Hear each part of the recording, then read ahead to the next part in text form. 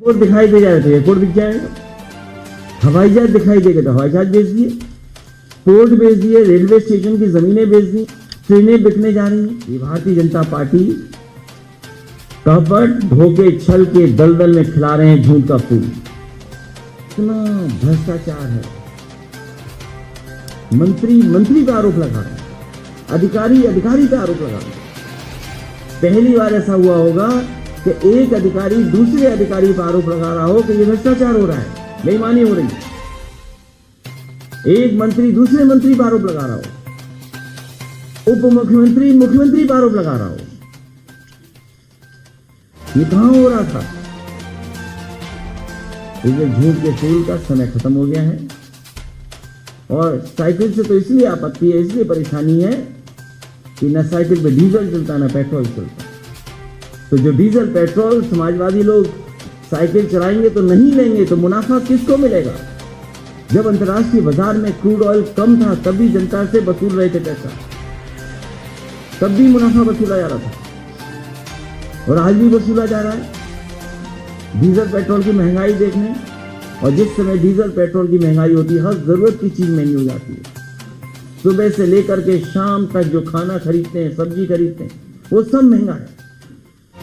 आज सरसों का तेल कहां पहुंच गया? सरसों के तेल के कीमत क्या है आज? उसके लिए जिम्मेदार कौन है? भारत सरकार से पूछा गया कि आखिरकार ये सस्ता क्यों नहीं है, कड़वा तेल सस्ता क्यों नहीं है? तो भारत सरकार में मंत्री कहते हैं कि सरसों के तेल में मिलावट नहीं हो पा रही, इसलिए महंगा नहीं है। और जो आज अगर मीटिंग हो भी रहेगी तो हो सकता है सरसों के तेल की कीमत को गिराने के लिए मिलावट बढ़ा दे बीजेपी, कि सरसों के तेल में मिलावट हो, शुद्ध सरसों का तेल भी जनता को ना मिले, इसकी तैयारी भारतीय जनता पार्टी कर रही है। तो आज महंगाई है, बेरोजगारी है और लगातार लोगों के साथ अन्याय हुआ है। इतना अन्याय, इतना उत्पीड़न कभी नहीं हुआ होगा जितना भारतीय जनता पार्टी की सरकार में हुआ है। इसलिए झूठ के फूल खिलाए जा रहे हैं और झूठ के फूल खिलाएंगे ये लोग। जनता इस बार सावधान है और मुझे खुशी है जिस तरीके का समर्थन सहयोग मिल रहा है, जिस तरीके से दूसरे दलों के लोग आ रहे हैं। मुझे पूरा भरोसा है कि आने वाले समय में हो सकता है उत्तर प्रदेश की जनता 400 से ज्यादा सीटें जिता करके अगली सरकार बना दे।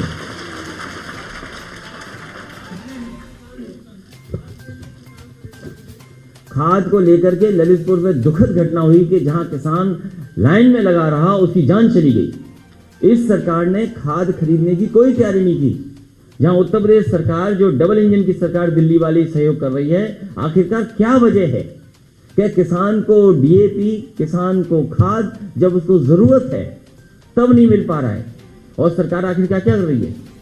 डीजल पेट्रोल महंगा कर दिया, खाद महंगी कर दी, डीएपी महंगी कर दी और खाद की बोरी से भी चोरी कर ली। प्रधानमंत्री मोदी अभी आज उन्होंने कहा कि समाजवादी पार्टी की सरकार में भ्रष्टाचार की साइकिल चलती थी, हम सुशासन ले रहे हैं। समाजवादी साइकिल को न पेट्रोल न डीजल की जरूरत है, न डीजल और पेट्रोल की जरूरत है। आखिरकार भारत सरकार ये बताए कि जो डीजल और पेट्रोल से मुनाफा कमाया जा रहा है, ये मुनाफा किसकी जेब में जा रहा है? क्योंकि साइकिल से आपत्ति यह है कि साइकिल जब चलेगी तो ना पेट्रोल ना डीजल, और जब पेट्रोल डीजल साइकिल नहीं खरीदेगी, नहीं पड़ेगा, तो मुनाफा नहीं मिलेगा उन्हें। और भ्रष्टाचार तो सोचिए, उप मुख्यमंत्री ने क्या मुख्यमंत्री के लिए चिट्ठी नहीं लिखी? क्या भ्रष्टाचार हुआ? क्या आईपीएस ने आईपीएस के लिए नहीं लिखा कि ट्रांसफर पोस्टिंग में पैसा लिया गया, उसकी जांच चल रही है? उप मुख्यमंत्री की लिखी हुई चिट्ठी, क्योंकि पिछड़े मुख्यमंत्री ने चिट्ठी लिखी थी, उसकी हो सकता है वो चिट्ठी कूड़ेदान में फेंक दी गई है, क्योंकि पिछड़े जाति के उप मुख्यमंत्री ने कुछ जानकारी दी थी, कुछ जानकारी लेना चाहिए थी, आखिरकार उसकी जानकारी कहां है?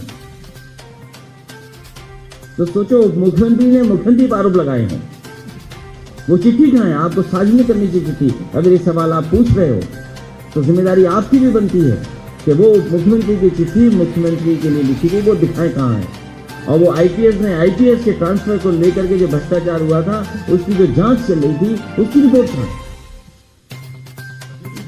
कि आज मेडिकल कॉलेज उद्घाटन हो रहे हैं, जिस समय जनता को दवाई की जरूरत थी, जिस समय उत्तर प्रदेश की गरीब जनता को इलाज की जरूरत थी, जिस समय उत्तर प्रदेश की जनता को ऑक्सीजन की जरूरत थी, उस समय उत्तर प्रदेश की सरकार कहां थी?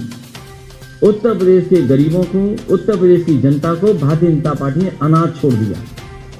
और जो पहले से चल रहे मेडिकल कॉलेज, सहारनपुर का मेडिकल कॉलेज, क्या उसको पर्याप्त बजट मिल रहा है?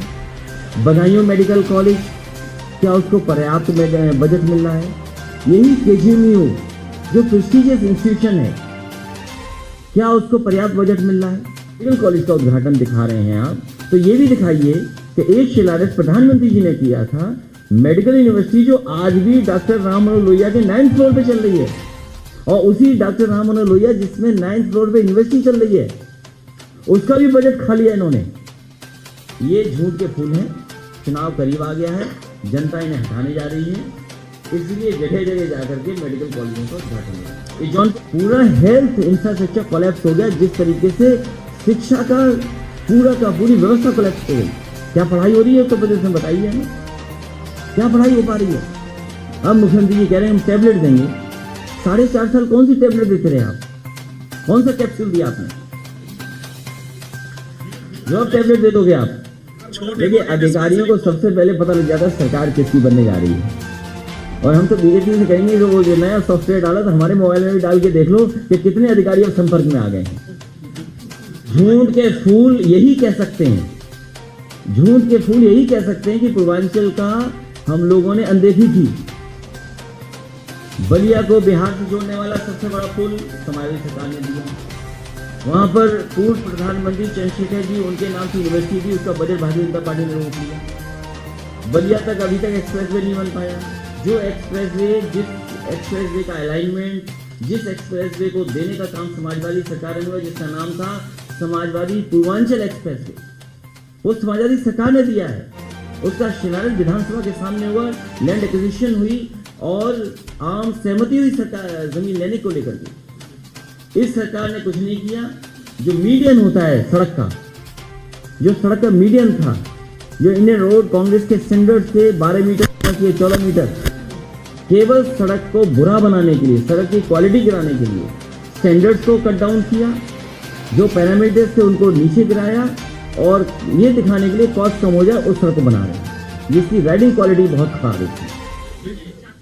जिस दरवाजे से ये लोग आए थे, बीजेपी के लोग, उसी दरवाजे को वो राजभर जी बंद कर दिया। ये परेशानी उनकी, बात समझ गए? जिस दरवाजे से भारतीय जनता पार्टी घुसी थी, उसी दरवाजे को ओम प्रकाश राजभर जी बंद किए दे रहे हैं, और बाकी बंद ये लोग कर देंगे, चटनी लगा देंगे। ये तकलीफ है उनको।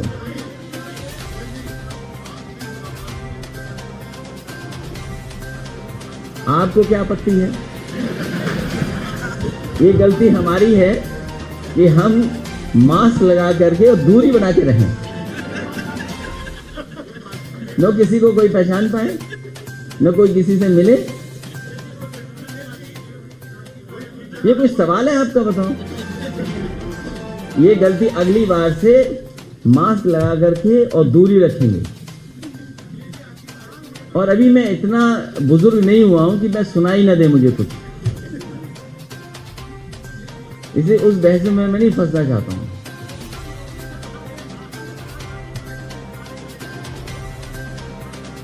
क्योंकि समाजवादी पार्टी की साइकिल में 2 पहिए हैं, एक एक करके दोनों को हटा दिया जाएगा। समाजवादी पार्टी में शामिल होने के लिए बधाई देता हूं, उन सब का मैं स्वागत करता हूं, और मुझे उम्मीद है कि आने वाले समय में जनता को लगातार जोड़ेंगे, जिससे बहुमत की सरकार, और जिस तरीके से जनता की भावना है कि 400 से ज़्यादा सीटें भारतीय जनता पार्टी को हराएगी और जिताएगी, उस भावना के साथ काम करेंगे। मैं अपने दोनों पत्रकार साथी जिनका